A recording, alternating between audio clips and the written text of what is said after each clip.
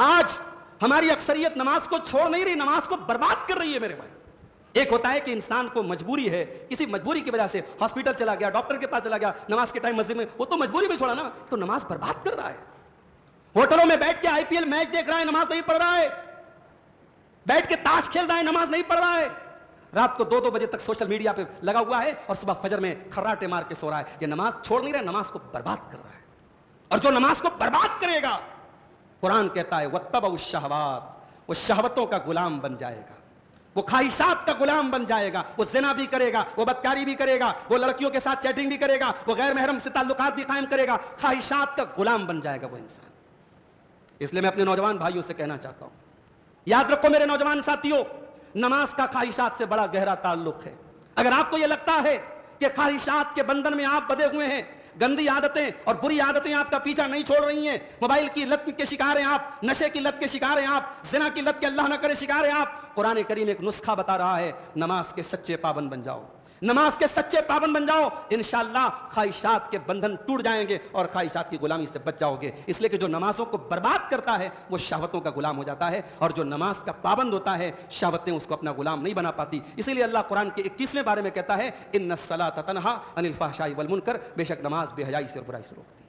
الحمدللہ رب العالمین والعاقبۃ للمتقین والصلاة والسلام علی سید الانبیاء والمرسلین وعلی آلہ وصحبہ اجمعین، اما بعد۔ قرآن حکیم کے 16ویں پارے کی کچھ آیات کی تفسیر آج ہم دیکھیں گے۔ 15ویں پارے کے آخر میں حضرت موسیٰ علیہ السلام کا اور حضرت خضر علیہ السلام کا واقعہ بیان کیا گیا۔ یہ دونوں لوگ جا رہے تھے، ایک کشتی میں سوار ہوئے،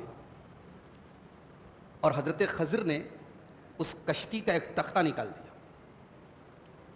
حضرت موسیٰ نے، جنہوں نے وعدہ کیا تھا کہ میں کوئی سوال نہیں کروں گا، جب یہ منظر دیکھا تو صبر نہیں کر پائے۔ اور مومن کی پہچان یہی ہوتی ہے، مومن برائی کو دیکھ کر کے صبر نہیں کر سکتا، جو غلط ہے وہ غلط ہے۔ حضرت موسیٰ علیہ السلام کی ایمانی غیرت نے یہ گوارا نہیں کیا، ان کو یہ لگا کہ یہ تو غلط ہو رہا ہے، ان کشتی والوں نے ہمیں فری میں بٹھایا اور ہم ان کا نقصان کر رہے ہیں۔ تو حضرت موسیٰ نے کہا قال اخرقتها لتغرق اهلها، کہا کہ اے خضر آپ نے اس کشتی کو توڑ دیا، پھاڑ دیا، لتغرق اهلها، تاکہ آپ اس کشتی والوں کو ڈبا دیں۔ اچھا یہاں غور کیجیے، یہ نہیں کہا کہ مجھے ڈبا دیں آپ، یہ نہیں کہا کہ آپ کشتی کا تختہ نکال رہے میں ڈوب جاؤں گا، اپنا نام نہیں لیا۔ قال اخرقتها لتغرق اهلها، کہا کہ اے خضر آپ یہ جو کشتی کا تختہ نکال رہے ہیں تو یہ کشتی والے ڈوب جائیں گے۔ تو ایک داعی کو، ایک مصلح کو، ایک اصلاح کرنے والے کو اپنی ذات سے پہلے عام لوگوں کی فکر ہوتی ہے۔ حضرت موسیٰ علیہ السلام کا یہ جملہ بتا رہا ہے کہ ان کو اپنی ذات سے زیادہ اور لوگوں کی فکر ہے۔ انہوں نے یہ نہیں کہا کہ میں ڈوب جاؤں، انہوں نے کہا کہ اے خضر آپ نے یہ کشتی کا تختہ کیوں نکالا؟ لتغرق اہلہا، تاکہ آپ اس کو ڈبانا چاہتے ہیں، اس کشتی والوں کو ڈبانا چاہتے ہیں۔ حضرت خضر نے کہا کہ دیکھیے میں نے کہا تھا کہ آپ صبر نہیں کر پائیں گے۔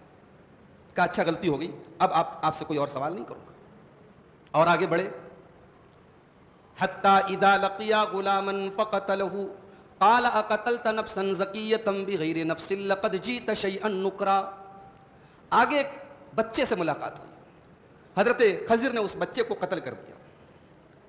حضرت موسیٰ کو اس پر بھی بڑی حیرانی ہوئی، انہوں نے فوراً کہا کہ آپ نے ایک معصوم بچے کو قتل کر دیا۔ لقد جئت شیئا نکرا، آپ نے بہت غلط کام کر دیا۔ نکرا کہتے ہیں ایسے غلط کام کو جس کو ریپیئر نہ کیا جا سکے، جس کی تلافی نہ ہو سکے۔ کہا کہ آپ نے ایسا کام کر دیا کہ اب تو یہ بچہ مر گیا، آپ نے کیوں کر دیا ایسا؟ اب یہاں سے 16واں پارہ شروع ہوتا ہے۔ قال الم اقل لك انك لن تستطيع معي صبرا، حضرت خضر نے کہا کہ کیا میں نے آپ سے نہیں بولا تھا کہ آپ صبر نہیں کر پائیں گے؟ قال ان سألتك عن شيء بعدها فلا تصاحبني قد بلغت من لدني عذرا، حضرت موسیٰ نے کہا کہ اچھا ایک چانس اور دے دیجیے، اب اگر کوئی سوال کروں گا آپ کا راستہ الگ میرا راستہ الگ۔ اور آگے بڑھے، حتی اذا اتیا اہل قریۃ استطعما اہلہا ایک بستی سے گزر ہوا, ایک گاؤں سے گزر ہوا. استطاما اہلہا, یہ دونوں بھوکے پیاسے تھے, ان دونوں نے بستی والوں سے کھانا مانگا. فابوا ان یضیفوہما, بستی والوں نے کھانا دینے سے انکار کر دیا. ایک بات تو یہ معلوم ہوئی کہ حضرت موسیٰ بھی انسان تھے, حضرت خضر بھی انسان تھے, ان کو بھوک لگی, ان کو کھانے کی ضرورت محسوس ہوئی. نبی کو بھی کھانے کی ضرورت محسوس ہوتی ہے, نبی بھی انسان ہوتے ہیں, ان کے ساتھ بھی انسانی ضروریات ہوتی ہیں. ایک بات تو یہ معلوم ہوئی. اور دوسری بات یہ پتہ چلی کہ وہ بستی والے بڑے کنجوس تھے. اتنے بڑے پیغمبروں کو, جن کی ظاہری شکل و صورت سے یہ واضح طور پہ پتہ لگ رہا تھا کہ یہ اللہ کے نیک بندے ہیں, ان لوگوں نے کھانا نہیں کھلایا. کہا نہیں بھی ہمارے پاس کھانا نہیں. یہاں ایک بات نوٹ کر لیجیے, مہمان نوازی یہ صرف اسلام کی تعلیم نہیں ہے. ہر دور میں جو ایک بیسک مورل ویلیوز ہیں, ایک انسانیت کی جو تعلیمات ہیں, اس میں مہمان نوازی بھی شامل ہے. ہر دور میں اس کو برا مانا گیا کہ مہمان کے ساتھ مہمان کی بے عزتی کی جائے, مہمان کو بھوکا رکھا جائے, مہمان کو خالی جو ہے پیٹ رکھا جائے. اس کو ہر دور میں اور ہر شریعت میں برا مانا گیا. بہرحال وہ بستی والے بڑے بد اخلاق قسم کے لوگ تھے, ان لوگوں نے کھانا نہیں کھلایا. اب یہ دونوں تھکے ہارے بیٹھے تھے. فوجدا فیہا جدارا یرید ان ینقض, اب وہاں ایک دیوار تھی, ایک مکان کی دیوار تھی جو گرنے والی تھی. فاقامہ, حضرت خضر نے کھڑے ہو کر کے دیوار کو ٹھیک کر دیا. اب یہ نہیں پتا کتنی بڑی دیوار تھی, اس دیوار کو اکیلے حضرت خضر نے ٹھیک کر دیا. اس سے یہ پتا چلا کہ حضرت خضر علیہ السلام فزیکلی بھی بہت اسٹرانگ تھے, جسمانی اعتبار سے بھی بہت مضبوط تھے. ایک دیوار کو اکیلے کھڑا کرنا آسان کام نہیں ہے. اس میں ہمارے نوجوانوں کے لیے ایک سبق ہے کہ جسمانی اعتبار سے بھی مضبوط بنو. اور ظاہر ہے جو جسمانی اعتبار سے مضبوط بنے گا وہ گٹکھا تو نہیں کھائے گا, وہ تمباکو تو نہیں استعمال کرے گا, وہ اسموکنگ تو نہیں کرے گا. اسموکنگ کر کے اور گٹکے کھا کر کے اور نشے کا استعمال کر کے یہ طاقت تو آپ کے اندر نہیں آ سکتی کہ آپ دیوار خود سے ٹھیک کر سکیں. حضرت خضر نے وہ دیوار سیدھی کر دی. اب حضرت موسیٰ جو وعدہ کر چکے تھے, اب نہیں بولوں گا, لیکن غصے میں بھرے پڑے تھے, یہ دیکھ کر کے صبر نہیں ہوا. کہا کہ لو شئت لاتخذت علیہ اجرا, اگر آپ چاہتے تو اس کام کی کچھ اجرت لے لیتے. اس سے یہ پتا چلا کہ ضروری نہیں ہے کہ اگر میں کوئی سروس آپ کو دے سکتا ہوں تو میں والنٹیری ہی دوں. اپنی سروس پر انسان ایک مناسب اجرت لے سکتا ہے, ایک مناسب اس کی مزدوری لے سکتا ہے. ہر سروس فری ہو ضروری نہیں ہے. خاص طور سے جب سامنے والے ایسے بد اخلاق اور بدتمیز ہوں تو ان کو فری سروس دینا تو بیکار ہے. حضرت موسیٰ نے کہا کہ آپ کو اس پر پیسہ لے لینا چاہیے تھا. حضرت خضر نے کہا ھذا فراق بینی و بینک, اب بس آپ کی لمٹ پوری ہو گئی. 3 بار آپ کی بات تھی, 3 بار آپ نے جو ہے سوال کر دیا, بول پڑے آپ, بات ختم ہو. اب میں بتاتا ہوں کہ میں نے 3 کام کیوں کیا. اما السفینۃ فکانت لمساکین یعملون فی البحر فاردت ان اعیبها وکان وراءهم ملک یاخذ کل سفینۃ غصبا. کہا کہ وہ جو کشتی تھی, آگے ایک ظالم بادشاہ تھا. میں نے کشتی کے اندر اس کے ایک تختے کو اس لیے نکالا تاکہ دور سے ہی معلوم ہو جائے کہ کشتی بڑی ٹوٹی پھوٹی ہے, اور بادشاہ اس کشتی کے بارے میں بے فکر ہو جائے کہ اس کشتی میں مجھے کچھ ملے گا نہیں ملے گا. اس کشتی کو لوٹنے کا کام وہ نہ کرے. اور وہ کشتی کچھ غریب لوگوں کی تھی. اس سے یہ پتا چلا کہ غریب صرف اسی کو نہیں کہتے جس کے پاس کچھ نہ ہو. ہمارے یہاں غریب کی ڈیفینیشن کیا ہے؟ اگر کسی کے پاس مکان ہے تو وہ غریب نہیں ہو سکتا. کسی کے پاس اگر اچھا کپڑا وہ پہننا ہے تو صاحب وہ غریب نہیں ہو سکتا. یہ غریب کی ڈیفینیشن نہیں ہے. جو بھی انسان اپنی ضروریات پوری نہ کر سکے, اپنی بیسک نیڈز پوری کرنے کی اس کے پاس کیپیسٹی نہ ہو, وہ مسکین اور غریب ہے. ان لوگوں کے پاس کشتی تھی مگر غریب تھے. اور یہ بھی پتا چلا کہ اگر کسی دوسرے کے مال میں کسی بڑے نقصان سے بچانے کے لیے آپ کو کوئی کام کرنا پڑے, کوئی چھوٹا نقصان کرنا پڑے تو کیا جا سکتا ہے. کسی کے گھر میں آگ لگی ہے, اب پورا گھر جل رہا ہے. اب اس آگ سے گھر کو بچانے کے لیے آپ اس گھر کے مالک کی پرمیشن نہیں لینے جائیں گے کہ صاحب آپ کے گھر میں آگ لگی ہے, میں بجھا دوں کہ نہ بجھا دوں, میں آپ کے بچے کو نکال لوں کہ نہ نکالوں. کسی دوسرے کے مال میں اس کی اجازت کے بغیر کوئی ایکشن کیا جا سکتا ہے اگر ایسی کوئی ایمرجنسی آ جائے. یہ سبق ملا. ظاہر ہے کشتی حضرت خضر کی تو نہیں تھی, کشتی تو ان غریبوں کی تھی, مگر چونکہ آگے ایک بڑا لاس ہونے والا تھا, آگے ایک ظالم بادشاہ تھا, اس لیے حضرت خضر نے کہا کہ میں نے کشتی کا تختہ نکال دیا. وَأَمَّا الْغُلَامُ فَكَانَ أَبَوَاهُ مُؤْمِنَيْنِ فَخَشِينَا أَن يُرْهِقَهُمَا طُغْيَانًا وَكُفْرًا. اور کہا کہ اے موسیٰ, جس بچے کو میں نے قتل کیا تھا اس بچے کے ماں باپ مومن تھے اور بچہ آگے چل کر کے کافر ہونے والا تھا, اپنے ماں باپ کے لیے بہت بڑا عذاب بننے والا تھا. بچہ اگر زندہ رہتا اپنے ماں باپ کے لیے بہت بڑی مصیبت اور آزمائش بننے والا تھا. اللہ تبارک و تعالیٰ کے حکم سے میں نے بچے کو قتل کر دیا. فَأَرَادَ رَبُّكَ فَأَرَدْنَا أَن يُبْدِلَهُمَا رَبُّهُمَا خَيْرًا مِنْهُ زَكَاةً وَأَقْرَبَ رُحْمًا. اللہ کے حکم سے میں نے یہ کام اس لیے کیا تاکہ اللہ تعالیٰ اس بچے کی جگہ دوسرا بچہ ان کو دے جو نیک بنے اور ماں باپ کے ساتھ رشتہ جوڑنے والا بنے.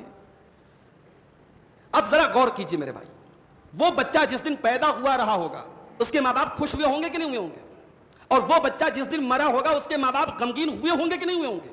لیکن یہ اللہ کو پتا تھا کہ اس بچے کا پیدا ہونا اس کے ماں باپ کے لیے کوئی اچھی چیز نہیں تھی, اور اس بچے کا مر جانا اس کے ماں باپ کے لیے خیر کا سبب تھا. یہ ہمیں نہیں پتا تھا, یہ اللہ کو پتا تھا. اس سے ایک بہت بڑا سبق یہ ملا کہ زندگی میں ہماری تقدیر میں اللہ نے کیا لکھا ہے ہم نہیں جانتے. اگر ہمارے اوپر کوئی مصیبت آتی ہے ہمیں ایک مومن ہونے کے ناطے ہمیں صبر کرنا چاہیے, اور ہمیں اللہ کی تقدیر کے آگے سر تسلیم خم کر دینا چاہیے. کیا پتا کہ جس کو ہم مصیبت سمجھ رہے ہیں بعد میں ہمیں معلوم ہو کہ وہ ہمارے لیے اللہ کی طرف سے بہت بڑی راحت تھی. جو قرآن کے دوسرے پارے میں اللہ نے فرمایا عسیٰ ان تکرہوا شیئا وہو خیر لکم, ہو سکتا ہے تم کسی چیز کو ناپسند کرو اور وہ چیز تمہارے حق میں بہتر ہو, اور تم کسی چیز کو پسند کرو اور وہ چیز تمہارے حق میں بری ہو جائے. تو یہاں بچے کا وہ بچہ اپنے ماں باپ کے حق میں بہت بڑی مصیبت تھا, اللہ نے بچے کو اٹھا لیا. اب تیسرا کام جو دیوار کو انہوں نے ٹھیک کیا تھا, وَأَمَّا الْجِدَارُ فَكَانَ لِغُلَامَيْنِ يَتِيمَيْنِ فِي الْمَدِينَةِ وَكَانَ تَحْتَهُ كَنْزٌ لَهُمَا. کہا کہ موسیٰ وہ جو دیوار تھی وہ 2 یتیم بچوں کے مکان کی دیوار تھی, 2 یتیم بچوں کے مکان کی دیوار تھی. وَكَانَ تَحْتَهُ كَنْزٌ لَهُمَا, اور دیوار کے نیچے ان کے بچوں کے ماں باپ نے خزانہ دبا کے رکھا تھا, خزانہ دبا کے رکھا تھا. پتہ یہ چلا کہ زمین میں خزانہ دبایا جا سکتا ہے. کوئی ایسی قیمتی چیزوں ہمیں یہ ڈر ہو کہ اگر موجودہ طور پر ہم ظاہر کریں گے تو وہ برباد ہو جائے گی, تو اپنی آنے والی نسلوں کو کے لیے اس کو کہیں سیکرٹ طور پہ رکھا جا سکتا ہے. انہوں نے خزانے کو بچوں کے باپ نے دبایا تھا دیوار کے نیچے. حضرت خضر نے کہا اگر دیوار گر جاتی ان دونوں یتیم بچوں کا خزانہ گاؤں والے لوٹ لیتے, اور گاؤں والے تو پہلے ہی 1 نمبر کے کنجوس تھے. جو 2 پیغمبروں کو کھانا نہیں کھلا سکتے وہ کتنے بڑے کنجوس ہوں گے, اور کتنے بڑے جو ہے کیا کہا جائے, چھوڑیے. تو ان سے کیا بعید ہے, وہ خزانہ اس کا چھوڑتے کیا. تو حضرت خضر نے کہا کہ اللہ کے حکم سے میں نے دیوار کو سیدھا کر دیا تاکہ جب وہ بچے جوان ہو جائیں تو اپنے باپ کے خزانے کو پالیں. اور یہ کام میں نے کیوں کیا, وَكَانَ أَبُوهُمَا صَالِحًا, کیونکہ بچوں کا باپ نیک تھا. بہت بڑا سبق یہ ملا کہ اگر انسان نیک ہے, انسان دیندار ہے, یہ نہ سمجھے اس کی دینداری کا پھل صرف اسی کو ملے گا, اس کی نیکی کا بدلہ صرف اسی کو ملے گا, اس کی آنے والی نسلوں کو ملے گا, اس کی اولاد کو ملے گا, اس کی نیکی کبھی برباد نہیں جائے گی. اسی لیے حضرت عبداللہ بن مسعود رضی اللہ تعالیٰ عنہ رات میں تہجد کی نماز پڑھ رہے تھے, اور ان کا چھوٹا بچہ وہیں پہ لیٹا ہوا تھا, اور یہی قرآن کی آیت پڑھ رہے تھے اور رو رہے تھے اور کہہ رہے تھے من اجلک یا بنیا, اے میرے بچے تیرے لیے تیرا باپ راتوں کو اٹھ کر کے تہجد پڑھ رہا ہے تاکہ تو کل اللہ تبارک و تعالیٰ کے ہاں تیرا مقام بلند ہو جائے, تیرے گناہ معاف ہو جائے, تیرا باپ تیرے لیے اللہ کی بارگاہ میں آنسو بہا رہا ہے. تو ماں باپ کی نیکی کا ثواب بچوں کو ملتا ہے. اور اتنا ہی نہیں, علماء نے لکھا ہے کہ وہ یتیم بچے اپنے گھر میں سو رہے تھے, کھیل رہے تھے, کیا کر رہے تھے نہیں معلوم, وہ بچے مگن تھے اپنے گھر میں, اور ایک وقت کا پیغمبر ان کے مکان کی دیوار کو ٹھیک کر رہا تھا. یتیم تھے, باپ زندہ نہیں تھا, لیکن اللہ تبارک و تعالیٰ ان یتیم بچوں کے گھر کی دیوار ایک نبی سے ٹھیک کروا رہا تھا. اگر آپ کا ایمان مضبوط ہو, آپ کا عقیدہ مضبوط ہو, آپ کا رب پر بھروسہ مضبوط ہو, تو میرے بھائیوں آپ کا باپ ہو یا نہ ہو, جس کا اب نہ ہو اس کا رب ہوتا, اب مانے باپ, جس کا اب نہ ہو اس کا رب ہوتا ہے, جس کا باپ نہ ہو اس کی بھی رب حفاظت کرتا ہے. اس واقعے سے یہ سبق ملا. اس کے بعد حضرت ذوالقرنین کا واقعہ بیان کیا گیا. یہ ذوالقرنین کون تھے؟ یہ ایک بادشاہ تھے, اور یہ کس دور کے تھے, ان کا نام کیا تھا, یہ قرآن کریم نے یہ سب نہیں بتایا, کیونکہ قرآن کوئی ہسٹری کی کتاب نہیں ہے, قرآن کوئی تاریخ کی کتاب نہیں ہے. قرآن میں اگر کوئی واقعہ بیان بھی ہوا ہے تو اس واقعے کے وہی پہلو بیان ہوئے جو ہمارے لیے امپورٹنٹ ہے. قرآن ہدایت کی کتاب ہے. ذوالقرنین ایک بادشاہ تھے, اتنے بڑے بادشاہ تھے کہ انہوں نے دنیا کے 3 بڑے بڑے سفر کیے. ایک تو انہوں نے بالکل ویسٹ کا سفر کیا, انہوں نے دنیا کا آخری کونا, پچھم سائڈ میں, ویسٹ کی سائڈ میں آخری کونا جہاں آخری آبادی تھی وہاں تک وہ گئے. اور ایک سفر انہوں نے ایسٹ کی سائڈ میں کیا, دنیا کی آبادی کا پورب کی طرف جو آخری حصہ تھا وہاں کا انہوں نے سفر کیا. اور ایک انہوں نے نارتھ سائڈ کا, اتر سائڈ کا آخری سفر کیا. انہوں نے 3 بڑے بڑے سفر کیے. اور قرآن کریم ان کے بارے میں اتنا کہتا ہے انا مکننا لہ فی الارض وآتیناہ من کل شیء سببا, ہم نے ذوالقرنین کو بہت سارے اسباب عطا کیے, ان کو ایک بادشاہ کو جو اسباب اور جن چیزوں کی ضرورت پڑتی ہے ہم نے وہ ساری چیزیں دی، مگر وہ مومن تھے، انصاف پرور تھے، انہوں نے اپنی بادشاہت کا کوئی غلط یوز نہیں کیا۔ ان کا گزر دو پہاڑوں کے پاس ایک آبادی کے پاس سے ان کا گزر ہوا ہے، وہاں ایک بستی رہتی تھی، وہ لوگ ان کی لینگویج الگ تھی، حضرت ذوالقرنین کی لینگویج الگ تھی، ان کی لینگویج الگ تھی۔ انہوں نے ٹرانسلیٹر کے ذریعے حضرت ذوالقرنین سے کہا کہ اے ذوالقرنین آپ بہت بڑے بادشاہ ہیں، یاجوج ماجوج نام کی ایک ظالم قوم ہماری بستی میں آتی ہے، ہمیں لوٹتی ہے، مارتی ہے، چلی جاتی ہے اور پہاڑوں کے اس پار چلی جاتی ہے۔ ہم چاہتے ہیں کہ آپ ہمارے اور ان کے بیچ میں ایک بہت بڑا بیریئر کھڑا کر دیں، ایک دیوار کھڑی کر دیں تاکہ یہ یاجوج اور ماجوج ہمارے اوپر حملہ نہ کر سکیں۔ انہوں نے کہا کہ اے ذوالقرنین اگر آپ ہمارا یہ کام کر دیں تو ہم آپ کو اس کا ایک بہترین جو ریوارڈ ہو سکتا ہے، اس کی جو اجرت ہو سکتی ہے وہ ہم آپ کو دینے کو تیار ہیں۔ اب ذوالقرنین کے پاس اللہ کا دیا سب کچھ تھا، جب ان کو یہ آفر دیا گیا کہ آپ ہمارے لیے دیوار کھڑی کر دیں، ہم آپ کو بہترین اجرت دیں گے، تو حضرت ذوالقرنین نے کیا جواب دیا؟ قال ما مکنی فیہ ربی خیر، کہا میرے رب نے مجھے جو کچھ دیا ہے وہ میرے لیے زیادہ ہے، میرے لیے بہتر ہے۔ فَأَعِينُونِي بِقُوَّةٍ أَجْعَلْ بَيْنَكُمْ وَبَيْنَهُمْ رَدْمًا، مجھے مین پاور دے دو، مجھے آدمی دے دو جو اس دیوار کو کھڑی کرنے میں، اس بیریئر کے کھڑی کرنے میں میری تعاون کریں، میری مدد کریں۔ کہا مجھے پیسے کی ضرورت نہیں ہے، میرے پاس اللہ کا دیا بہت کچھ ہے، مجھے مین پاور چاہیے، آپ آدمی دے دیجئے اور میں جیسے جیسے کہتا ہوں ویسے آپ جو ہے دیوار کھڑی کرنے میں میرا تعاون کیجیے۔ آتونی زبر الحدید، مجھے لوہے کی بڑی بڑی پلیٹیں لا کے دے دیجئے، لوہے کی شیٹس لا کے دے دیجئے۔ حتی اذا ساوا بین الصدفین، یہاں تک کہ جب ان لوہے کی شیٹ سے انہوں نے ایک بڑی دیوار کھڑی کی، قال انفقوا، تو کہا کہ آگ جلاؤ۔ حتی اذا جعلہ نارا، یہاں تک کہ جب آگ جلا دی گئی، قال آتونی افرغ علیہ قطرا، کہا کہ اب اس لوہے کی شیٹ پر میں پگھلا ہوا تانبا ڈالوں گا، اس کے اوپر پگھلا ہوا تانبا ڈالا۔ فمستطاعوا ان یظہروہ وما استطاعوا لہ نقبا، کہا کہ اب یہ دیوار میں نے اتنی اونچی بنا دی اور اتنی مضبوط بنا دی کہ نہ تو اس دیوار پر یاجوج اور ماجوج چڑھ سکتے ہیں اور نہ ہی اس کے اندر سوراخ کر سکتے ہیں، ان کے بس کی بات نہیں، نہ اس کے اندر سوراخ کرنا، نہ اس کے اوپر چڑھ پانا۔ لیکن ہاں، اتنا بڑا کارنامہ انجام دینے کے بعد حضرت ذوالقرنین نے تکبر کا اظہار نہیں کیا، بڑائی کا اظہار نہیں کیا۔ جب دیوار کھڑی ہو کے تیار ہو گئی تو کیا کہا؟ قال ھذا رحمۃ من ربی، کہا کہ یہ تو میرے رب کی رحمت ہے، اس کا کرم ہے کہ مجھ سے اللہ نے یہ کام لے لیا۔ فَإِذَا جَاءَ وَعْدُ رَبِّی، جب میرے رب کا وعدہ پورا ہو جائے گا، جب قیامت آنے والی ہوگی، جَعَلَهُ دَکَّا، تو اللہ تبارک و تعالیٰ اس دیوار کو ریزہ ریزہ کر دے گا۔ اللہ کے نبی صلی اللہ علیہ وسلم فرماتے ہیں کہ یاجوج اور ماجوج روزانہ صبح شام اس دیوار میں سوراخ کرنے کی کوشش کرتے ہیں لیکن کر نہیں پاتے، اور جس دن اللہ تبارک و تعالیٰ کو منظور ہوگا کہ وہ دیوار وہ گرا دیں، اس دن ان کی زبان سے ایک لفظ نکلے گا کہ انشاءاللہ کل ہم اس دیوار کو کہ میں سوراخ کر دیں گے، اور اس دن وہ دیوار میں سوراخ کر دیں گے، اور اس کے بعد وہ دنیا کی آبادی میں داخل ہو جائیں گے۔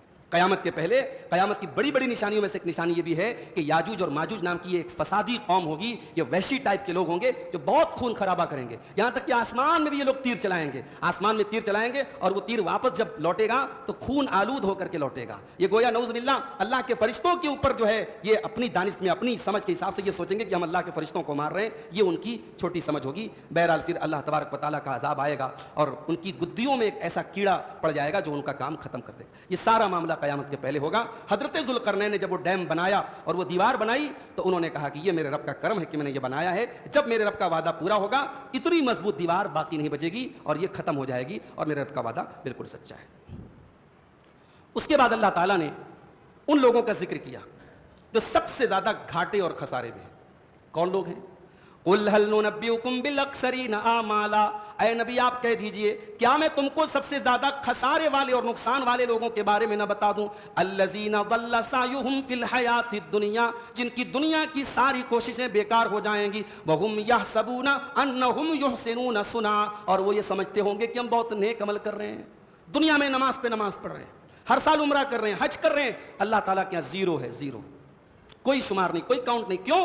اولئک الذین کفروا بآیات ربہم ولقائہ، یہ وہ لوگ ہوں گے جو اپنے رب کی آیتوں کا انکار کرنے والے اور اللہ کی ملاقات کا انکار کرنے والے ہوں گے، جن کا ایمان درست نہ ہوگا، جن کی توحید درست نہ ہوگی۔ ایمان اگر صحیح نہیں ہے، توحید گڑبڑ ہے، نہ روزہ اللہ کیا کام آئے گا، نہ حج کام آئے گا، نہ عمرہ کام آئے گا، نہ نمازیں کام آئے گا، کوئی عبادت اللہ تعالیٰ کیا کام نہیں آئے گی۔ ایمان سب سے ضروری شرط ہے میرے پیارے بھائی۔ اس کے بعد اللہ تعالیٰ نے جنتی لوگوں کا ذکر کیا، فرمایا ان الذین آمنوا وعملوا الصالحات کانت لهم جنات الفردوس نزلا، بے شک ایمان والوں کو اللہ تعالیٰ جنت الفردوس میں داخل کرے گا جہاں وہ مہمان بن کر کے جائیں گے، خالدین فیہا، اور وہ جنت الفردوس میں ہمیشہ رہیں گے، لا یبغون عنہا حولا، وہ جنت الفردوس سے کبھی بور نہیں ہوں گے، کبھی وہاں سے نکلنے کی، کبھی وہاں سے ٹرانسفر ہونے کی تمنا نہیں کریں گے۔ دنیا میں آپ دبئی چلے جائیں، آپ خوبصورت سے خوبصورت جو ہے نیچرل پلیس پہ چلے جائیں، ایک ہفتہ بعد 10 دن کے بعد آپ کو لگے گا یار چینج ہونا چاہیے، زندگی میں کچھ چینج ہونا چاہیے۔ آپ لگزریس سے لگزریس لائف سے بھی ایک وقت آتا ہے اکتا جاتے ہیں، جنتی جنت سے کبھی اکتائیں گے نہیں، کبھی بور نہیں ہوں گے، کبھی یہ تمنا نہیں کریں گے اللہ اس سے بہتر کوئی زندگی دے دے، وہ ایسی زندگی ہوگی میرے بھائی۔ اس کے بعد سورہ کہف کی آخری آیت ہمارے سامنے آتی ہے، قل انما انا بشر مثلکم، اے نبی آپ کہہ دیجئے میں تمہارے جیسا ایک بشر اور انسان ہوں، یوحا الیہ، ہاں میں اللہ کا نبی ہوں اور میرے پاس اللہ کی وحی آتی ہے، میرے پاس اللہ کا پیغام آتا ہے۔ کیا پیغام آتا ہے؟ انما الہکم الہ واحد، کہ تمہارا معبود صرف ایک ہے۔ دیکھیں سورہ کہف کی پہلی آیت میں بھی توحید کا ذکر ہے اور سورہ کہف کی آخری آیت میں بھی توحید کا ذکر ہے۔ کہا کہ اے نبی آپ کہہ دیجئے میں تمہارے جیسا بشر ہوں، میرے پاس اللہ کی وحی آتی ہے کہ تمہارا معبود ایک ہے۔ فمن کان یرجو لقاء ربہ، تو جو اپنے رب سے ملاقات کرنا چاہتا ہے، جو اپنے رب سے ملنا چاہتا ہے، فلیعمل عملا صالحا ولا یشرک بعبادۃ ربہ احدا، وہ دو کام کر لے۔ پہلا کام تو یہ کرے کہ جو عمل کرے وہ عمل صالح کرے، نیک عمل کرے۔ اللہ نے یہ نہیں کہا صرف عمل کرے، اللہ نے کہا نیک عمل کرے۔ اللہ کیا کوانٹیٹی نہیں، اللہ کیا کوالٹی چاہیے۔ آپ کا عمل نیک کب ہوگا؟ جب آپ کا عمل ریاکاری سے پاک ہوگا، جب آپ کے عمل میں اخلاص ہوگا اور آپ کا عمل جناب محمد رسول اللہ صلی اللہ علیہ وسلم کے طریقے کے مطابق ہوگا۔ یہ دو کنڈیشن جب تک عمل کے اندر نہیں ہے، آپ کا عمل، ہمارا عمل، عمل صالح نہیں ہو سکتا۔ تو اللہ کہہ رہا ہے جس کو جنت میں جانا ہے، جس کو رب سے ملاقات کرنا ہے، وہ دو کام کر لے۔ پہلا کام فلیعمل عملا صالحا، عمل کرے تو نیک عمل کرے، اور دوسرا کام یہ کرے ولا یشرک بعبادۃ ربہ احدا، اپنے رب کی عبادت میں کسی کو شریک نہ کرے۔ اس کے بعد سورہ مریم شروع ہوتی ہے، اور ہائے سورہ مریم کتنی پیاری صورت ہے۔ اس کی کسی اچھے قاری کی آواز میں آپ اس کو سنیں تو رونگٹے کھڑے ہو جاتے ہیں۔ اس کا جو ریدم ہے، اس کا جو اس کی آیتوں میں جو ایک تناسب ہے، بہت خوبصورت ہے۔ اس کو پڑھیے، آپ کسی اچھے قاری کی آواز میں سنیے، آپ کو ایک الگ لذت محسوس ہوگی۔ سورہ مریم کے شروع میں حضرت زکریا علیہ السلام کا ذکر کیا اللہ نے۔ زکریا علیہ السلام کو اولاد نہیں تھی، 70 سال 80 سال ہو گئے، عمر ہو گئی، اولاد نہیں تھی۔ اب دعا کر رہے ہیں، 80 سال عمر ہو گئی، عام طور سے دنیاوی اعتبار سے اب اولاد کے حصول کی عمر نکل چکی ہے، مگر زکریا علیہ السلام دعا کر، کیسے دعا کر رہے ہیں؟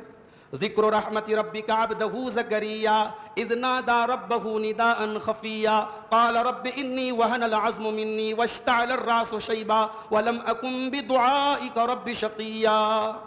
یاد کرو میرے بندے زکریا کو، اذ نادى ربہ نداء خفیا، جب زکریا اپنے رب سے چپکے چپکے دعا کر رہا تھا۔ یہ چپکے چپکے کیوں دعا کر رہے تھے؟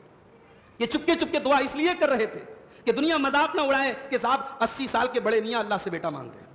ایک تو مقصد یہ تھا، اور دوسرے مقصد چپکے چپکے دعا کرنے کا یہ بھی ہے کہ جب انسان اکیلے میں تنہائی میں چپکے چپکے دعا کرتا ہے تو اس میں اخلاص زیادہ ہوتا ہے، اس میں للہیت زیادہ ہوتی ہے۔ تو دعا کر رہے ہیں، اور دعا مانگنے کا انداز دیکھو میرے بھائی، کہتے ہیں انی وہن العظم منی، اے اللہ میری ہڈیاں پرانی ہو گئیں، بوسیدہ ہو گئیں، واشتعل الراس شیبا، میرے بال سفید ہو گئے، بال پک گئے، ولم اکن بدعائک رب شقیا، لیکن میں تجھ سے دعا کرنے سے مایوس نہیں ہوا۔ اللہ کے سامنے اپنی کمزوری بیان کیا کرو میرے بھائی۔ اللہ کو بندہ پسند ہے جو اپنی کمزوری بیان کرے، اپنے دکھڑے بیان کرے۔ اللہ سے دعا مانگنے کا ایک سلیقہ یہ بھی ہے کہ انسان اپنی کمزوری، اپنی لاچاری اور اپنی بے بسی کو وسیلہ بنائے۔ یہاں زکریا علیہ السلام اپنے بڑھاپے کا ذکر کر کے، اے اللہ بوڑھا ہو گیا ہوں، ہڈیاں کمزور ہو گئیں، بال پک گئے، لیکن اے اللہ تجھ سے دعا مانگنا میں نے نہیں چھوڑا۔ وَإِنِّي خِفْتُ الْمَوَالِيَ مِنْ وَرَائِي وَكَانَتِ امْرَأَتِي عَاقِرًا فَهَبْ لِي مِن لَّدُنكَ وَلِيًّا، اے اللہ تو نے اگر مجھے کوئی اولاد نہیں دی، مجھے ڈر ہے میرے بعد میرے خاندان کے لوگ، میرے رشتہ دار لوگ میرے علم کو برقرار نہیں رکھ پائیں گے، میرا جو مقام اور مرتبہ ہے، جو علم اور جو دینداری میرے پاس ہے، اے اللہ اس کو برقرار نہیں رکھ پائیں گے۔ دنیا میں لوگ اولاد کیوں مانگتے ہیں؟ کوئی اس لیے اولاد مانگتا ہے کہ اللہ اتنی بڑی پراپرٹی ہے کون سنبھالے گا، کوئی اس لیے اولاد مانگتا ہے کہ اللہ کس کے لیے دولت اکٹھا کروں، کوئی وارث دے دے۔ زکریا علیہ السلام دعا کر رہے ہیں کہ اے اللہ جو دینداری میرے پاس ہے، جو علم میرے پاس ہے، وہ علم برباد ہو جائے گا، اے اللہ اس لیے ایک نیک بیٹا دے دے۔ مجھے معلوم ہے میری بیوی بانجھ ہے، میری بیوی اس لائق نہیں اسے بیٹا پیدا ہو، لیکن اے اللہ تو اپنے کرم سے مجھے بیٹا دے دے۔ اللہ نے بیٹا دیا، اور بیٹے کا نام یحییٰ رکھا۔ اللہ نے کہا کہ اے زکریا تجھے ایک بیٹا پیدا ہوگا جس کا نام یحییٰ ہوگا، اور یہ نام بھی یونیک ہے، یہ نام آج تک کسی نے نہیں رکھا۔ اس سے یہ پتا چلا کہ بچے کا یونیک نام رکھا جا سکتا ہے، پورے کرنول میں پورے گڈھے پہ وہ نام کسی نے رکھا وہ رکھ سکتے ہو، مگر نام اچھا ہونا چاہیے۔ یہ یونیک رکھنے کے چکر میں آج کل بڑے الٹے سیدھے پاکستانی سیریلس کو دیکھ کے لوگ نام رکھ رہے ہیں، ٹرکش نام رکھ رہے ہیں، نام کا کچھ عطا پتہ نہیں۔ اچھا پوچھو بھائی یہ نام کہاں سے رکھا؟ بولے مولوی صاحب انٹرنیٹ سے دیکھ کے رکھا۔ اب یہ صاحب انٹرنیٹ کب سے معتبر ہو گیا بھائی؟ انٹرنیٹ پر الا بلا دنیا بھر کی ویب سائٹیں موجود ہیں، جس لفظ کا عربی زبان میں کوئی وجود نہیں اس کے معنی جو ہے نیٹ پر موجود ہے۔ صاحب خوبصورت لڑکی، قسمت والی لڑکی، قسمت والا لڑکا، آپ بھی پھٹ سے رکھ دیتا صاحب میرا بیٹا قسمت والا بن گیا۔ تو نام آپ علماء سے پوچھ کے رکھیں، جن کو عربی زبان آتی ہے ان سے پوچھ کے رکھیں، جو جانکار لوگ ہیں۔ انٹرنیٹ کوئی آتھینٹک چیز نہیں، انٹرنیٹ پر تمام دنیا بھر کی فالتو ویب سائٹیں موجود ہیں۔ اس کے بعد حضرت مریم کا ذکر کیا اللہ نے۔ حضرت مریم اللہ کی نیک بندی تھی، دن رات عبادت کرتی تھی، بیت المقدس کے اندر رہتی تھی۔ حضرت جبریل علیہ السلام انسان کی شکل میں ان کے پاس آئے، قالت انی اعوذ بالرحمن منک ان کنت تقیا۔ حضرت مریم اپنے حجرے میں اپنے کمرے میں اللہ کا ذکر کر رہی تھی، حضرت جبریل انسانی شکل میں آئے، مریم دیکھ کے گھبرا گئی اور کہنے لگی خبردار مجھ سے دور رہنا، اگر تو اللہ سے ڈرتا ہے میرے پاس مت آنا، ان کنت تقیا، اگر تو متقی ہے واقعی میں اللہ کا ڈر ہے تیرے اندر میرے قریب مت آنا۔ قال انما انا رسول ربک، حضرت جبریل نے کہا گھبرائیے مت، میں انسان نہیں ہوں، میں اللہ کا فرشتہ ہوں، اور میں آپ کو خوشخبری سنانے آیا ہوں، آپ کو بیٹا ہونے والا ہے۔ قالت انا یکون لی غلام ولم یمسسنی بشر ولم اک بغیا۔ حضرت مریم نے کہا مجھے بیٹا ہوگا، مجھے آج تک کسی بشر نے ٹچ نہیں کیا، اور نہ میں کوئی بچلن عورت ہوں، تم کیا بات کرو مجھے بیٹا ہوگا، کیا کہنا چاہتے ہو؟ قال کذالک قال ربک هو علی حی، کہا کہ اے مریم جب اللہ کا حکم ہے تو کیوں کب اور کیسے یہ تو کوسچن ہی نہیں پیدا ہوتا۔ قال کذالک، اللہ تعالیٰ ہر شے پر قادر ہے اور اللہ کے لیے بہت آسان ہے، تجھے بیٹا پیدا ہوگا۔ آج عیسیٰ علیہ السلام بغیر باپ کے پیدا ہوئے، عیسائی لوگ کہتے ہیں صاحب بغیر باپ کے کوئی اور نبی کیوں نہیں پیدا ہوا؟ ہمارے نبی بغیر باپ کے پیدا ہوئے کیونکہ ان کا باپ کون تھا؟ نعوذ باللہ اللہ تھا۔ ارے ہم سے پوچھو نا، تم عیسیٰ علیہ السلام کی پیدائش پر حیرت کا اظہار کرتے ہو، ہم تو آدم علیہ السلام کو ان سے بھی زیادہ حیرت ناک سمجھتے ہیں، ان کی تو نہ ماں تھی نہ باپ تھا۔ اگر اللہ تبارک و تعالیٰ ڈائریکٹ بغیر باپ اور بغیر ماں کے آدم کو پیدا کر سکتا ہے، اور بغیر کسی عورت کے شامل ہوئے صرف ایک مرد کے ذریعے آدم کے ذریعے حوا کو پیدا کر سکتا ہے، تو وہ اللہ بغیر باپ کے عیسیٰ کو بھی پیدا کر سکتا ہے۔ تو حضرت عیسیٰ کی ماں تھی حضرت مریم۔ اب جب بچے کی پیدائش کا ٹائم آیا، جو لیبر پین ہوتا ہے، جو درد ذہ ہوتا ہے، فَأَجَاءَهَا الْمَخَاضُ إِلَىٰ جِذْعِ النَّخْلَةِ، جب یہ درد ان کو اٹھا تو اس بیت المقدس سے باہر نکلی اور ایک کھجور کے پیڑ کے پاس پہنچی، اور مارے درد کے اور مارے غم کے مریم کی زبان سے جملہ نکلا، قالت یا لیتنی مت قبل ھذا وکنت نسیا منسیا، اے کاش میں مر گئی ہوتی، میرا نام لینے والا کوئی نہ ہوتا، میں بھولی بسری ہو چکی ہوتی۔ ایک پاک دامن عورت، ایک شریف عورت اپنے کردار اور کیریکٹر پر بدکاری کا دھبا لگنے سے پہلے مرنا پسند کرتی ہے میرے بھائی۔ مریم کی زبان سے مرنے کی دعا نکلی۔ مرنے کی دعا تو اسلام میں جائز نہیں ہے نا، اللہ کے نبی نے منع کیا کہ کوئی مرنے کی دعا نہ کرے۔ کبھی زندگی میں بہت پریشانی آ جائے تو اللہ سے یہ دعا کرو کہ اللہ جب تک زندگی میرے حق میں بہتر ہے مجھے زندہ رکھ، اور جب میرے لیے موت بہتر ہو اٹھا لے مجھے، یہ دعا کر سکتے ہو آپ، موت کی تمنا نہیں کر سکتے۔ مگر یہاں مریم کی پاک دامنی دیکھو میرے بھائی، کنواری مریم ہے، پاک دامن مریم ہے، اور بچے کی پیدائش کا ٹائم آیا تو زبان سے یہ آرزو نکلتی ہے، یا لیتنی مت قبل ھذا، اے کاش میں مر گئی ہوتی، وکنت نسیا منسیا، اور کوئی میرا نام لینے والا نہ ہوتا۔ فناداها من تحتها الا تحزنی، اللہ کے فرشتے نے ان کو پکارا کہ اے مریم تم گھبراؤ نہیں، تم غمگین نہ ہو، قد جعل ربک تحتک سریا، اے مریم ذرا دیکھو اللہ تعالیٰ نے تمہارے نیچے نہر جاری کر دی۔ اگر ہاجرہ کے لیے اللہ نے زمزم کا انتظام کیا تھا تو یہاں حضرت مریم کے لیے اللہ نے نہر کا انتظام کر دیا۔ مریم کو پیدائش ہونے والی ہے، ان کو پانی کی کمی نہ ہو جائے، ان کو جو ہے ڈی ہائیڈریشن کی شکار نہ ہو جائے، ان کے لیے اللہ نے نہر جاری کر دی، کہا مریم تیرے نیچے نہر جاری ہوگی۔ وَهُزِّي إِلَيْكِ بِجِذْعِ النَّخْلَةِ تُسَاقِطْ عَلَيْكِ رُطَبًا جَنِيًّا، اور اے مریم ذرا تو اس پیڑ کو ہلا، اس کھجور کے پیڑ کو تو حرکت دے، تیرے اوپر تازہ تازہ کھجوریں، پکی پکی کھجوریں تیرے اوپر گریں گی۔ علماء لکھتے ہیں کہ ڈیلیوری کے بعد ایک عورت کے لیے بہترین غذا ہے رطب، جس کو بولتے ہیں تازہ کھجور، پکی ہوئی جو کھجور ہوتی ہے۔ ایک ڈیلیوری کے بعد جب عورت کو کمزوری ہو، جو نفاس کا پیریڈ ہوتا ہے، اس میں ممکن ہو تو اس کو رطب کھلایا جائے، بہترین غذا ہے۔ حضرت مریم کو اللہ تعالیٰ نے رطب کھلایا تھا۔ اچھا مریم پیدائش کا ٹائم ہے، کمزور ہیں، ظاہر ہے کہ ہر عورت کمزور ہوتی ہے اس ٹائم، لیکن اس موقع پر بھی اللہ نے کہا کہ اے مریم پیڑ کو ہلاؤ تب کھجور گرے گی. اس سے یہ سبق ملا کہ حرکت میں برکت ہے. جب تک آپ ہمت مرداں مدد خدا آپ صاحب بیٹھے رہیں اور دعائیں کرتے رہیں کہ اللہ یہ دے دے وہ دے دے, آپ کو ایک قدم آگے بڑھنا پڑے گا, آپ کو مومنٹ تو کرنا پڑے گا. حضرت مریم نے جب پیڑ کو ہلایا ہے تب کھجور گری ہے. اچھا اب کھانے کا انتظام ہو گیا, پانی کا انتظام ہو گیا, عیسیٰ علیہ السلام پیدا ہو گئے. اب مریم علیہ السلام اس بچے کو, اپنے بچے کو گود میں لے کر کے اپنی قوم کے پاس آئے. فَأَتَتْ بِهِ قَوْمَهَا تَحْمِلُهُ, اپنی قوم کے پاس اپنے بچے کو گود میں لے کر کے آئیں. قَالُوا يَا مَرْيَمُ لَقَدْ جِئْتِ شَيْئًا فَرِيًّا, قوم کے لوگوں نے کہا کہ اے مریم تو نے بہت گندا کام کیا, بہت بڑا تو نے پاپ کر دیا. مَا كَانَ أَبُوكِ امْرَأَ سَوْءٍ وَمَا كَانَتْ أُمُّكِ بَغِيًّا, اے ہارون کی بہن, یا اخت ہارون, اے ہارون کی بہن, ماں کان ابوک امرأ سوء, نہ تو تیرا باپ برا آدمی تھا, وما کانت امک بغیہ, نہ تیری ماں بد چلن تھی. یہ تین رشتے جو ہوتے ہیں نا, ایک لڑکی کے کیریکٹر کو بنانے اور سنوارنے میں اس کا بڑا کردار ہوتا ہے. لڑکی کا بھائی کیسا ہے, لڑکی کی ماں کیسی ہے, لڑکی کا باپ کیسا ہے. یہ تریکوڑ ہے, یہ ٹرائنگلر ہے, ٹرائنگل ہے. یہ تین رشتے اگر گڑبڑ ہیں تب لڑکیاں گڑبڑ ہوں گی. اور اگر بھائی نیک ہے, باپ شریف ہے اور ماں پاک دامن ہے تو اس کے بعد اب تقدیر میں لکھا ہو بیٹی کا کیریکٹر لیس ہونا تو الگ بات ہے, ورنہ لڑکی ان تین رشتوں کے پاک دامن ہونے کے بعد لڑکیاں عام طور سے خراب نہیں ہوتی. آج ہمارے یہاں صاحب اس پر تو بڑی تقریر ہوتی ہے کہ صاحب ہماری قوم کی بچیاں یہ کر رہی ہیں وہ کر رہی ہیں. اس پر بھی تو غور کرو, لڑکی کا بھائی کیسا ہے. معاف کرنا, آج ہمارے یہاں اس معاملے میں بڑی ناانصافی ہوتی ہے. جو لوگ اپنی لڑکیوں پر بڑی نظر رکھتے ہیں وہ لڑکوں کے 100 خون معاف کر کے بیٹھے ہیں. لڑکیوں کے پاس موبائل نہیں ہونا چاہیے, لڑکیاں رات میں کس سے بات کر رہی ہیں نظر رکھ رہے ہیں, بہت اچھی بات ہے بھائی. اور لڑکا کیا کر رہا ہے کوئی فرق نہیں پڑتا, 2 بجے رات تک کس کے ساتھ لگا ہے کوئی فرق نہیں پڑتا. یہ تین رشتے ہیں, لڑکی کا بھائی, لڑکی کی ماں, لڑکی کا باپ. یہ تین رشتے اگر صحیح ہے تو لڑکیاں صحیح ہوں گی, اگر یہ تین گڑبڑ ہیں تو لڑکیاں بھی گڑبڑ ہوں گی.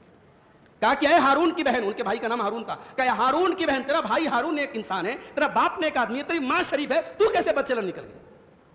اللہ نے منع کیا تھا مریم بولنا نہیں, مریم بولی نہیں, بچے کی طرف اشارہ کر دیا. قالوا کیف نکلم من کان فی المہد صبیا, کہا کہ ہم اس بچے سے کیسے بات کریں جو گود کا بچہ ہے, دودھ پیتا بچہ ہے, اس سے کیا بات کریں.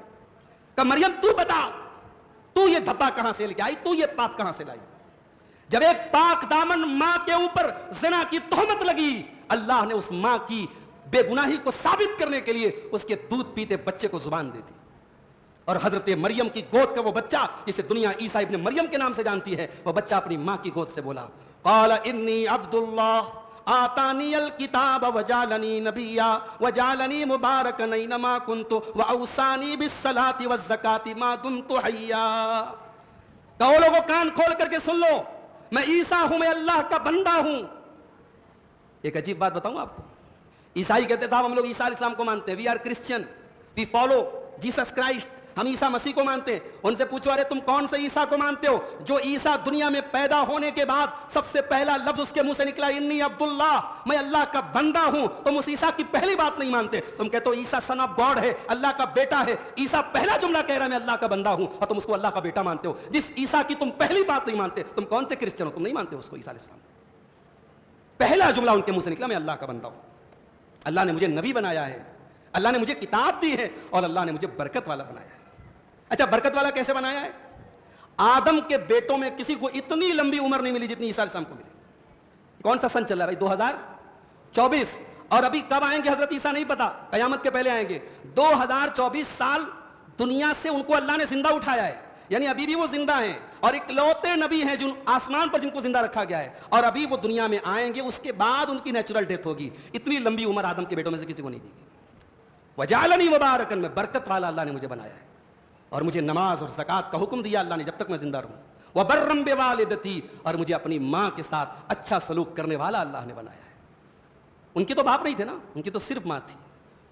حضرت یحییٰ کے بارے میں تھا کہ وہ اپنے ماں باپ کے ساتھ اچھا سلوک کریں گے, مگر حضرت عیسیٰ کی تو صرف ماں تھی, تو انہوں نے کہا میں اپنی ماں کے ساتھ اچھا سلوک کروں گا, اللہ نے مجھے اس کا حکم دیا ہے. تو یہ عیسیٰ علیہ السلام ہے. اس کے بعد ابراہیم علیہ السلام کا ذکر کیا گیا. ابراہیم علیہ السلام اپنے باپ کو سمجھاتے ہیں. اب دیکھو, چھوٹا بڑا چھوٹے کو سمجھائے تو ظاہر ہے کہ سمجھانے کا بہت سا انداز ہو سکتا ہے, لیکن جب چھوٹا بڑے کو سمجھائے تو بڑی پرابلم ہے.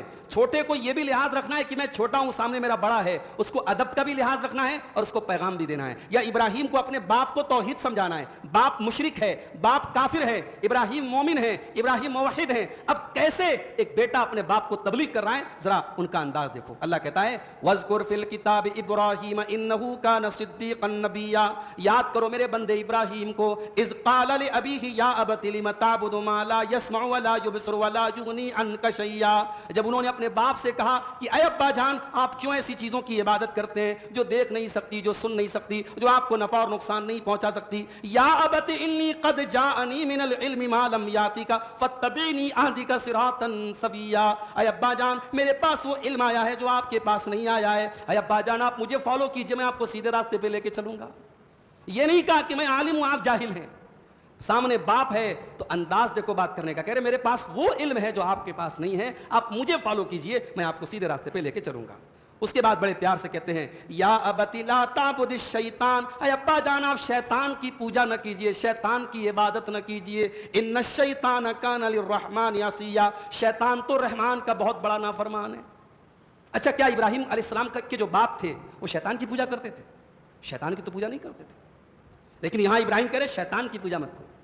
اللہ کو چھوڑ کر کے آپ کسی کی بھی عبادت کریں, حقیقت میں آپ شیطان کی عبادت کریں. شیطان کی اطاعت کرنا گویا کہ شیطان کی عبادت کرنا ہے.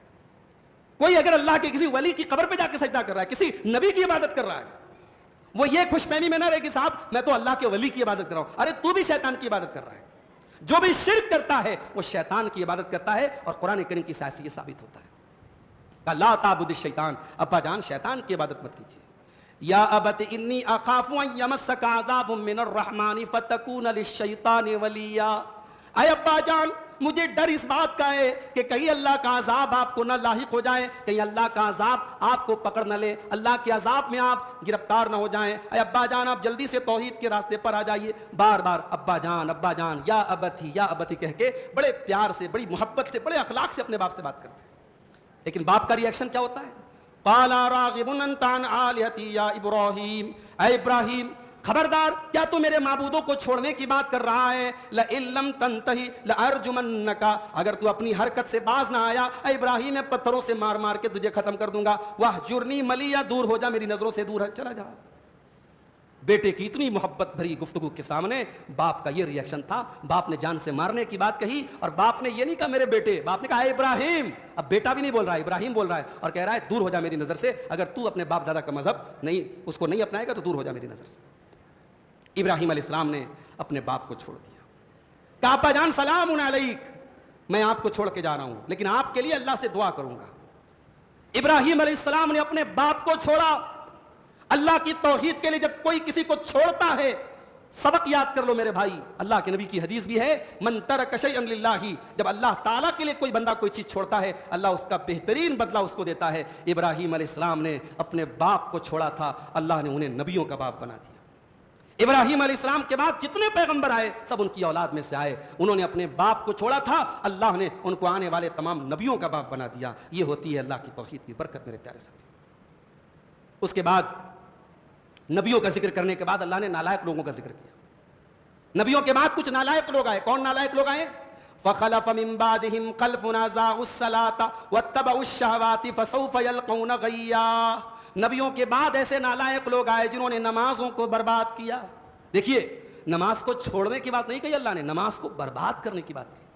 آج ہماری اکثریت نماز کو چھوڑ نہیں رہی, نماز کو برباد کر رہی ہے میرے بھائی.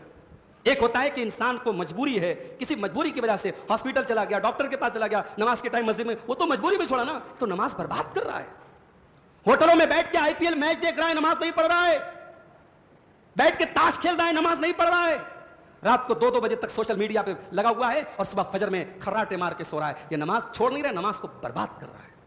اور جو نماز کو برباد کرے گا, قرآن کہتا ہے وَاتَّبَعُوا الشَّهَوَاتِ, وہ شہوتوں کا غلام بن جائے گا, وہ خواہشات کا غلام بن جائے گا. وہ زنا بھی کرے گا, وہ بدکاری بھی کرے گا, وہ لڑکیوں کے ساتھ چیٹنگ بھی کرے گا, وہ غیر محرم سے تعلقات بھی قائم کرے گا. خواہشات کا غلام بن جائے گا وہ انسان. اس لیے میں اپنے نوجوان بھائیوں سے کہنا چاہتا ہوں, یاد رکھو میرے نوجوان ساتھیوں, نماز کا خواہشات سے بڑا گہرا تعلق ہے. اگر آپ کو یہ لگتا ہے کہ خواہشات کے بندھن میں آپ بدے ہوئے ہیں, گندی عادتیں اور بری عادتیں آپ کا پیچھا نہیں چھوڑ رہی ہیں. موبائل کی لت کے شکار ہیں آپ, نشے کی لت کے شکار ہیں آپ, زنا کی لت کے اللہ نہ کرے شکار ہیں آپ. قرآن کریم ایک نسخہ بتا رہا ہے, نماز کے سچے پابند بن جاؤ, نماز کے سچے پابند بن جاؤ, انشاءاللہ خواہشات کے بندھن ٹوٹ جائیں گے اور خواہشات کی غلامی سے بچ جاؤ گے. اس لیے کہ جو نمازوں کو برباد کرتا ہے وہ شہوتوں کا غلام ہو جاتا ہے, اور جو نماز کا پابند ہوتا ہے شہوتیں اس کو اپنا غلام نہیں بنا پاتی. اسی لیے اللہ قرآن کے 21ویں بارے میں کہتا ہے ان الصلاۃ تنہی عن الفحشاء والمنکر, بے شک نماز بے حیائی سے اور برائی سے روکتی ہے. بھائیو وقت زیادہ ہو گیا, سورہ طٰہٰ کی بھی کچھ آیتیں تھیں لیکن معذرت چاہتا ہوں اس کو آپ کے سامنے پیش نہیں کر سکا. اللہ سے دعا کرتے ہیں کہ جو آیتیں ہم لوگوں نے ابھی تک سنی ہیں اللہ تعالیٰ ان آیتوں پر ہم سب کو عمل کرنے کی توفیق عطا فرمائے. اقول قولی ھذا واستغفر اللہ لی ولکم ولسائر المسلمین, والسلام علیکم ورحمۃ اللہ وبرکاتہ.